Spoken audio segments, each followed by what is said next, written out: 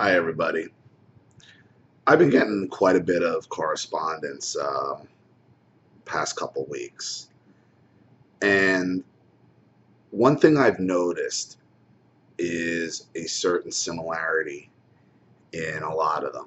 And one I got today was no different. And it was already an idea of what I wanted to talk about in this video. So I'm gonna tie it in. And let me read this paragraph because I've gotten this similar paragraph so many times. I am in no way comparing my childhood to yours or belittling your experiences. I can't tell you how many people who watch my videos think that they need to, I guess, give my story validation by devaluing their own. And that is the worst thing you can do. I've told a bunch of you when I've heard it, you don't need to justify your abuse to anyone, especially me.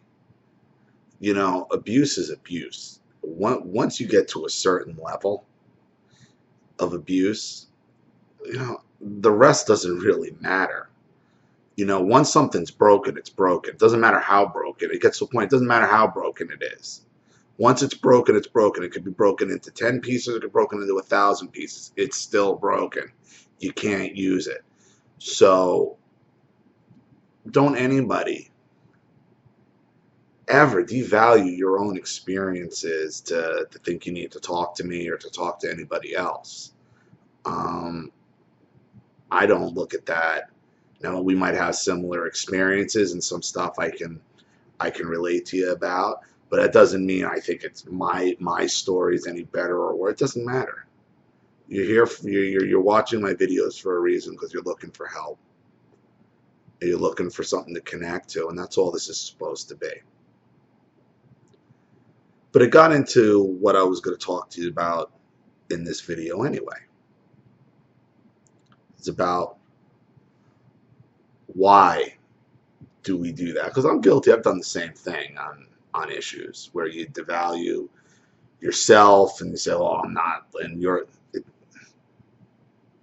And the reason is as victims of borderline personality abuse, narcissistic personality abuse, as victims of personality disorders and narcissism, what I said to my wife today was, when you grow up with somebody like my mother and father, you're growing up and you are living on trial about everything and everything in your life. Which is why now as adults, we're so sensitive to people asking us questions, because we take everything so personally as an attack. And really, because any question out of the narcissist's mouth is always loaded. There's always some kind of ulterior motive. And if anybody who's heard narcissistic phone call from narcissistic mother, well, my mother talks about not having an ulterior motive, or accusing me of having ulterior motives. Okay, that's what they're afraid that they're going to get exposed about, is their ulterior motive, because there's nothing real about a narcissist. There's always an ulterior motive. Any question is being stored as evidence against you. And the problem is, going into it, you're already guilty. You've already been convicted, because they already have the answer in their head. And it gets to the point now we're at 41 years old, and somebody asks me a question, any question, this is what you hear in your head. Hey, what did you do today? Where are you going? Is that the shirt you're going to wear? Oh, you bought a new car. That sound, that classic Law and Order sound, where is basically what I hear in my head. I know a lot of you hear in your head, because every question is an accusation. Every question, every statement. They look around your house, they look around your room, they look around you.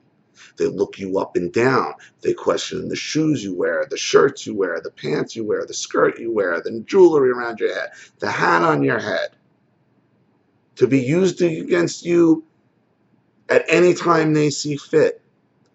The trial never ends. And the sentencing is forever. Their judge, jury, executioner, their prosecutor, they're arresting you, they're prosecuting you, they're judging you, they're executing you, and it never, ever stops.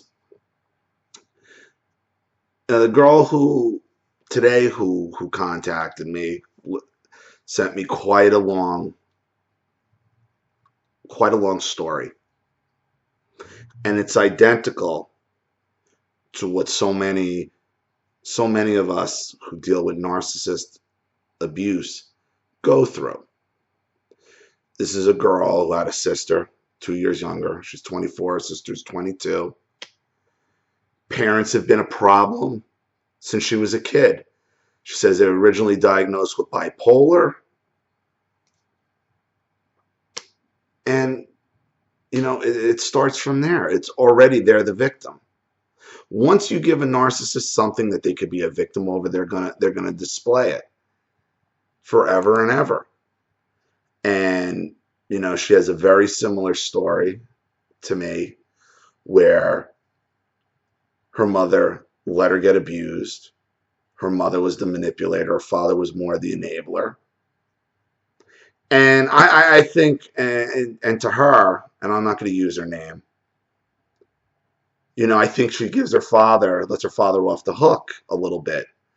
I think we all let the quote unquote enablers off the hook. Because enablers, I think, are hiding behind the narc. They're hiding behind the person that's the problem.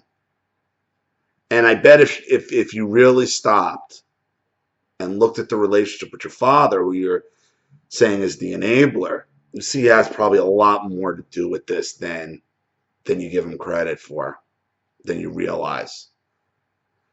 She said like she always felt more comfortable around her father than her mother, and I did too. But that's because my father, who I thought was the victim for so long, was actually the enabler, was actually the aggressor, using my mother's quote unquote craziness to play the victim, like the man behind the curtain, like Oz. Very, very, very in depth. But a part of that, and the part of that strategy, is to constantly keep you on your toes, to never let you feel comfortable. They walk into the room.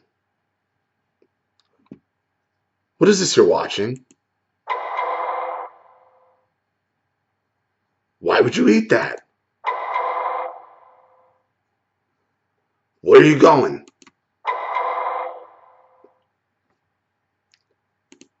To which there is no right answer to anything the narcissist ever asks you.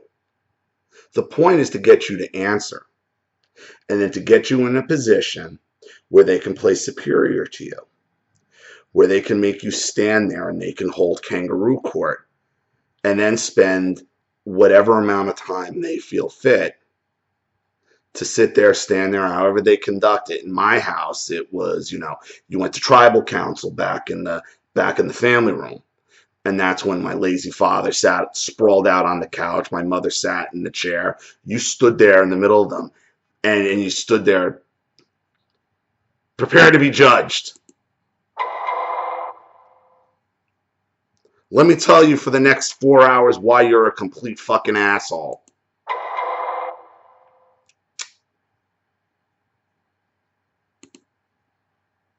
It's not like the sentence ever ends. You don't get parole. You don't get probation. You don't get found not guilty. You're guilty for life on whatever trumped up charge they want to throw at you. Because it's not about what you did. It's not about what you said. It's not about what you're wearing. It's not about any of that. It's about controlling you and controlling your mind. And to make you feel like you can't do anything right. That's what it's like growing up with a narcissist. That's why so many of us are so sensitive to things we shouldn't be sensitive to. When people tell us, you take things the wrong way, sometimes you take things overly, that is because anytime anybody asks us a question, we hear in our heads, and you're getting ready for the thunder. Where is it going to come from? You're always on guard. You're always on guard because it is the trial that never, ever ends. And, this girl has quite a bit of history of abuse. And I'm not going to get into all of it. But it's very typical. Father screaming in her face, spitting as he talks to your children. That's not normal. That doesn't happen in most people's houses. It only happens in the houses of abuse victims. And that's what you're used to hearing, where the response to everything is being screamed at and told to toughen up and how bad I have it, or you can have it like this person. It never ends. And then you got another one playing with your mind. Couple that with physical abuse. Normally the one who's more borderline is the physical abuser. The narcissists love playing the head games. My mother loved to throw a beating. Like I said, my father only threw beatings and only hit me in front of people to like show off his manhood, which is so pathetic. But my mother beat me with anything she could get her hands on. Sticks, belts, extension cords, hangers. She'd throw stuff, she'd bite, she'd kick, she'd call you whatever she needed to call you. Because there was no right answer. And these would come when they're well, in my case, during law and order time. Their quote unquote law and order, as you're being interrogated and getting the shit kicked out of you for the 98th straight episode, unjustly. It continues and continues and continues. Because there is no right answer with a narcissist. The right answer is, let me do what I'm going to do to torture you. So you got to understand what you're dealing with. You're dealing with a game. See, it isn't about the question about what you bought for your house or your apartment or what you're wearing. It isn't about that. It's about, how do I get to the point where you can stand there and I can attack you and make you feel like a shithead so I can get whatever I'm trying to get out of you. That's the narcissist game, to keep you on trial for your entire life. And this girl goes on about trying to go from low contact to no contact. And here's what I say to this. And, I've been very consistent about it, about my feelings. You got to go no contact. Because it's never going to change. These people, and she spoke about in her letter, they're still trying. They're still trying to get out of her what they're trying to get out of her and her sister. And she's just now getting into therapy. and or at least getting into a therapist that understands the narcissism and understands what she'd been through, because it seems like she'd been protecting the parents and they'd been going after the sister, and she has at least some grandparents who know the parents are a little screwy or very screwy. But if the grandparent, my question is, where were the grandparents if they knew it the whole time? So I'd be also very careful on that if to her.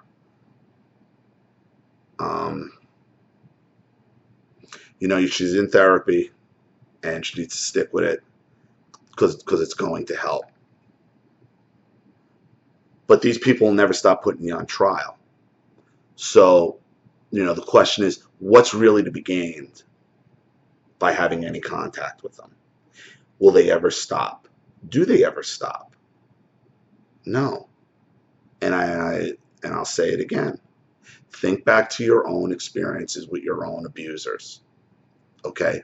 How many times have they thrown back something back in your face that you thought was so innocuous and so just by the wayside, that all of a sudden they can turn around and they can attack you with it 3 years later, 10 years later. Okay, over and over and over and over, because this is what they do. You're on trial, and you always will be.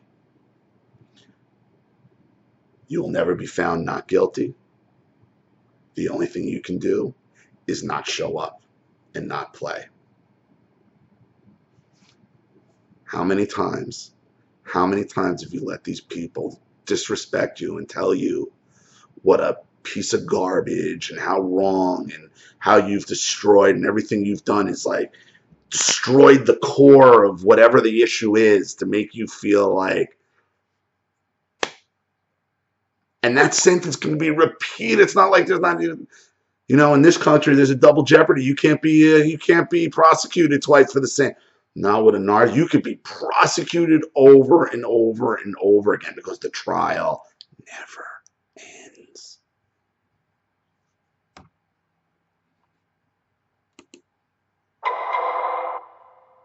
Mom? Dad? Fuck you. That's what you need to tell these people. And I'll say it as blunt as I can. These people need to just fuck off, because they will only keep you. That trial will only keep you in the mental prison they've kept you in for however many years this has been going on. Break away. It's easier than you think. So I want to thank everybody who's contacted me. Please do not devalue your story to think you need to talk to me. We're all abuse victims. We're all going through a similar thing, and we can all help each other. Okay? Tell your story, keep your head up, and you don't care who says what. Okay? Because you're the one with the truth. Please feel free to share my video and like. Please subscribe if you haven't so far. And please comment. I'm really appreciating the feedback and the back and forth. And it seems like channel's getting a little bit of steam. And the more we can get out there, the better for everyone. So until next time, this is Ollie Matthews, and I'll see you real soon. Take care.